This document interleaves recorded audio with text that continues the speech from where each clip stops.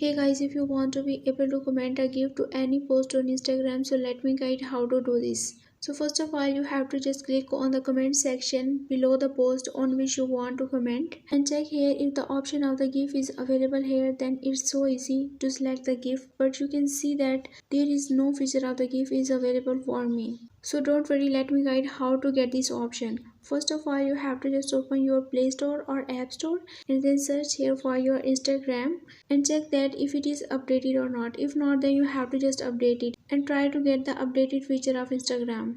So wait for completion of this update. After updating your app, you have to just click on the open. So after this, again click on the comment section below the post on which you want to apply a GIF in the comment. But you can see that there is no GIF option is available after updating the app. As this is a new update from the Instagram, so within a week or the 2 week you will get this feature in your Instagram. So you have to be patient for this time and you will get this GIF to your comment section in this form, like which you are using in your story. So if you can't wait for this, then you have to just use the third party app. Then to get it, you have to just open your Play Store or App Store.